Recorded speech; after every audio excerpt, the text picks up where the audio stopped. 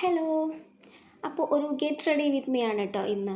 സെലിബ്രിറ്റീസിന് മാത്രമേ ഇതൊക്കെ ചെയ്യാൻ പറ്റുമെന്നൊരു നിർബന്ധമില്ല കേട്ടോ, സാധാരണക്കാരായിട്ടുള്ള എനിക്കും ചെയ്യാം. അപ്പോൾ എല്ലാവരും സപ്പോർട്ട് ചെയ്യുമെന്ന് വിചാരിക്കുന്നു. അപ്പം ഞാൻ കുട്ടികളെ രാവിലെ മോനെ സ്കൂളിലാക്കാൻ പോയപ്പോഴത്തേക്ക് കുളിയൊക്കെ കഴിഞ്ഞിട്ടുണ്ടായിരുന്നു, കുറിയൊക്കെ തൊട്ടിട്ടുണ്ടായിരുന്നു. അപ്പോൾ പിന്നെ വന്നു, പെട്ടെന്ന് ഒരു നെയിൽ പോളിഷ് എടുത്ത് കയ്യിലിട്ടു, പിന്നെ കുഞ്ഞിതായിട്ടൊന്ന് കണ്ണെഴുതി, പിന്നെ ലിപ്സ്റ്റിക്ക് നിർബന്ധമൊന്നുമില്ല, പക്ഷേ എന്തായാലും ഒരുങ്ങല്ലേ, അപ്പോൾ പിന്നെ ലിപ്സ്റ്റിക്ക് ആയിക്കോട്ടെ എന്ന് വിചാരിച്ചു. ഈ ഞാൻ പുറത്തിറങ്ങുമ്പോഴേക്ക് ഒരുങ്ങി ഡ്രസ്സൊക്കെ മാറി പുറത്തിറങ്ങുമ്പോഴേക്ക് ലിപ്സ്റ്റിക്കൊന്നും ഉണ്ടാവില്ല കേട്ടോ, മുഴുവൻ ഞാൻ തിന്നിട്ടുണ്ടാവും. ലിപ്സ്റ്റിക്ക് പോകുമ്പോൾ ഇറങ്ങുമ്പോൾ ഒരു 2-3 സെക്കൻഡ്, ഒരു 2-3 മിനിറ്റ് മാത്രമേ എൻ്റെ ചുണ്ടിൽ ലിപ്സ്റ്റിക്ക് നിൽക്കുള്ളൂ. പിന്നെ ലിപ്സ്റ്റിക്ക് മാത്രമല്ല കേട്ടോ, എല്ലാ മേക്കപ്പും കുറച്ച് കഴിയുമ്പോഴത്തേക്ക് എനിക്ക് ചൂടെടുക്കും. ഞാൻ മുഖം കഴുകും, കണ്ണ് തുടച്ചാളെ. ഒരു മാക്സിമം 1 മണിക്കൂർ ഞാൻ മേക്കപ്പ് ഇട്ടിട്ട് പുറത്തിറങ്ങി കഴിഞ്ഞാൽ മാക്സിമം 1 മണിക്കൂർ ഇതൊക്കെ എൻ്റെ മുഖത്ത് ഉണ്ടാവുള്ളൂ. ജസ്റ്റ് പൊട്ടെടുത്ത് കഴുത്തിലേക്ക് വയ്ക്കും, മുഖം കഴുകി തുടച്ച് വൃത്തിയാക്കിയിട്ടിരിക്കണം എനിക്ക് എപ്പോഴും.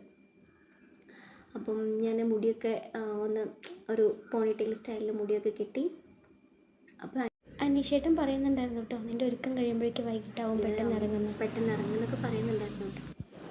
പക്ഷേ എന്തായാലും വീഡിയോ എടുക്കാൻ വേണ്ടി ഒരുങ്ങാൻ ഇറങ്ങിയ സ്ഥിതിക്ക് ഇച്ചിരി ഡീറ്റെയിൽഡ് ആയിട്ട് തന്നെ ഒരുങ്ങാമെന്ന് വിചാരിച്ചേ.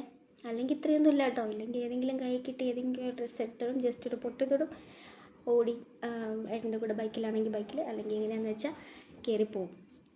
പിന്നെ ആകെ എന്തെങ്കിലും കല്യാണം അങ്ങനെയുള്ള എന്തെങ്കിലും ഫംഗ്ഷനൊക്കെ വരുമ്പോഴാണ് കാര്യമായിട്ട് ഒരുങ്ങുന്നത്. അപ്പം ഇതാണിപ്പം എൻ്റെ ഒരു ഫൈനൽ ലുക്ക് ആയിട്ടില്ല കേട്ടോ, ഇനി ഡ്രസ്സ് ചേഞ്ച് ചെയ്യാൻ പോകണം.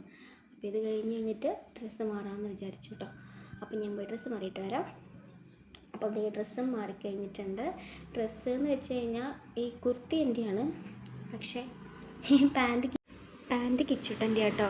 അവനിങ്ങനെ എപ്പോഴും ഹൈറ്റ് വയ്ക്കുന്നതുകൊണ്ട് ഇടയ്ക്കിടയ്ക്ക് പാൻറ്റ് ഇങ്ങനെ വാങ്ങിക്കണം. അപ്പോൾ അവൻ്റെ ഉപേക്ഷിക്കപ്പെടുന്ന പാൻറ്റൊക്കെ എനിക്ക് സ്വന്തം. അപ്പോൾ കിച്ചുക്കുട്ടൻ്റെ പാൻറ്റും എൻ്റെ കുർത്തിയൊക്കെ കിട്ടിയാൽ സെറ്റായി. ബൈ.